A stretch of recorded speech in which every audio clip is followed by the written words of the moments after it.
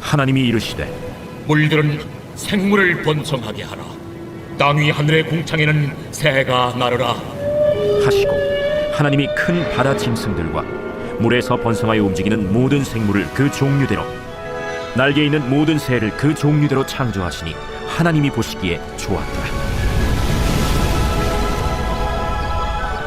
하나님이 그들에게 복을 주시며 이르시되 생육하고 번성하여 여러 바닷물에 충만하라. 새들도 땅에 번성하라. 저녁이 되고 아침이 되니 이는 다섯째 날이니라. 하나님이 이르시되 땅은 생물을 그 종류대로 내되 가축과 기는 것과 땅의 짐승을 종류대로 내라 하시니 그대로 되니라. 하나님이 땅의 짐승을 그 종류대로, 가축을 그 종류대로, 땅에 기는 모든 것을 그 종류대로 만드시니 하나님이 보시기에 좋았더라. 하나님이 이르시되 우리의 형상을 따라 우리의 모양대로 우리가 사람을 만들고 그들로 바다의 물고기와 하늘의 새와 가축과 온 땅과 땅에 기는 모든 것을 다스리게 하자. 하나님이 자기 형상 곧 하나님의 형상대로 사람을 창조하시되 남자와 여자를 창조하시고, 하나님이 그들에게 복을 주시며 하나님이 그들에게 이르시되 생육하고 번성하여 땅에 충만하라. 땅을 정복하라.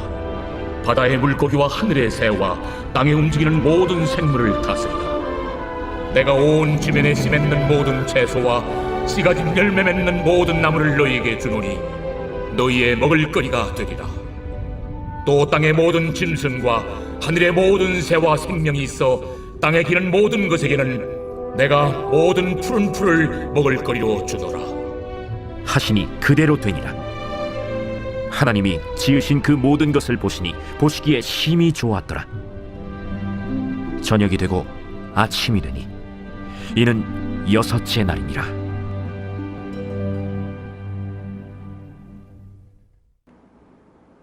오늘 본문은 다섯째 날과 여섯째 날에 대한 이야기입니다.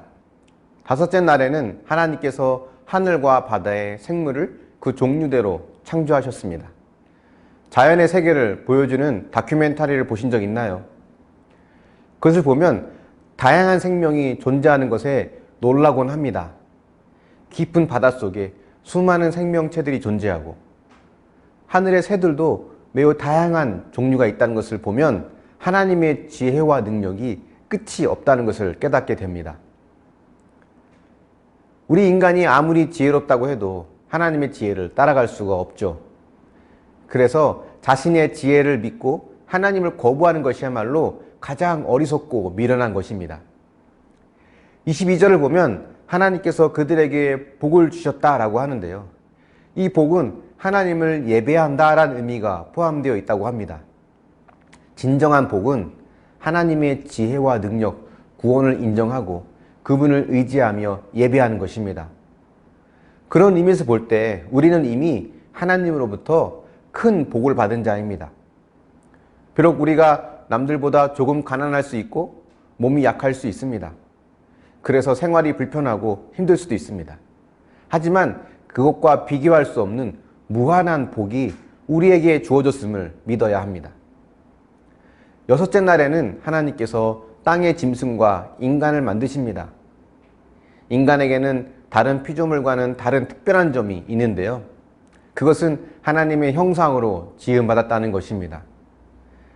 하나님의 형상으로 지음받았다는 것, 이것을 쉽게 말하면 하나님을 닮았다는 것을 말합니다. 우리는 하나님의 어떤 면을 닮았을까요? 하나님은 인간을 다른 동물들과 다르게 영적인 존재로 만드셨습니다. 그리고 하나님을 통해서만 참 기쁨과 만족을 누릴 수 있게 만드셨습니다. 그래서 인간의 마음 깊은 곳에는 끊임없이 하나님을 찾고자 하는 갈망이 있기 마련입니다. 이런 것들이 하나님의 형상이고 하나님과 닮은 면입니다. 그런데 인간의 타락으로 인해서 하나님의 형상이 훼손되었습니다. 그래서 하나님을 통해서만 참 만족과 기쁨을 누릴 수 있음에도 불구하고 하나님이 아닌 다른 것을 통해서 그것을 찾으려고 하는 것이 우리에게 있죠. 성경은 바로 그런 것들을 우리의 우상이라고 합니다. 하나님께서 인간을 지으시고 그 인간에게 모든 생물을 다스릴 권세를 주셨는데요. 이것은 하나님의 대리인으로 우리를 이 땅에 세우신 것입니다. 그리고 하나님과 함께할 동번자로 우리를 초대하여 주신 것이죠. 그런데 우리는 그 하나님의 은혜와 사랑으로는 만족할 수 없어서 계속해서 뭔가 다른 것으로 그 하나님을 대신하려고 합니다. 사람들의 시선과 평가가 하나님의 사랑보다 나에게 더 중요해질 때가 있죠. 그래서 하나님이 아닌 다른 것으로 나의 존재를 증명하려고 하기도 합니다. 저도 복음을 묵상할 때는 나는 하나님께 소중한 존재라고 하는 것을 깨닫지만 잠깐 틈만 나면 교회의 성장, 설교의 실력, 사람들의 평가 이런 것으로 나의 존재를 확인하고 싶어하는 마음이 있다는 것을 많이 발견하게 됩니다. 하나님께서 인간을 지으시고 보시기에 심히 좋았다라고 하셨는데 그것은 우리가 무언가를 잘해서가 아니라 우리의 존재 자체를 기뻐하신 것입니다. 내가 더 나은 자가 된다고 해서 사랑받을 자격을 얻는다거나 더 사랑받게 된다는 것을 의미하지 않습니다. 반대로 내가 더 못한다고 해서 하나님이 날 멀리한다거나 미워하시는 것도 아닙니다. 이미 우리는 차고 넘치는 사랑을 받은 자입니다. 그래서 하나님께서 우리에게 예수 그리스도의 생명까지 내어주신 거죠. 내가 하나님의 사랑을 통하지 않고 다른 것을 통해 나를 증명하고 나를 보여주려 한다면 그것이 우상이라는 것을 깨달을 수 있길 바랍니다. 그리고 우리는 하나님의 사랑으로 충분하다는 것을 인정하고 그 사랑 속에서 날마다 힘을 얻어 승리할 수 있기를 축원합니다. 묵상해 보십시오.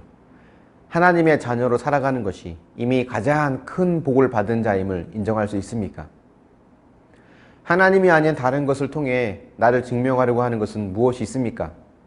자녀의 성공입니까? 많은 재물입니까? 학력인가요? 건강과 명예입니까? 바로 그것이 내가 섬기는 우상임을 믿습니까? 기도하겠습니다. 사랑의 하나님, 우리가 하나님의 자녀로 살아가고 있다는 것이 얼마나 큰 복인지를 알게 하여 주시옵소서. 하나님께 받은 이 사랑이 아닌 다른 것을 통해서 끊임없이 나를 증명하고 내가 높아지려 하고 있는 이 모습을 주님 회개합니다. 이것이 바로 나의 우상임을 기억하고 그 우상을 떠나보내며 하나님의 사랑으로 충분함을 인정하고 깨달을 수 있도록 인도하여 주시길 원합니다. 하나님의 형상으로 지음 받아서 우리 안에는 하나님을 찾아야만, 하나님을 통해서만 얻을 수 있는 참 만족과 기쁨이 있는데 하나님이 아닌 다른 것으로 이것을 채우려고 했던 우리의 죄를 용서하여 주시옵소서.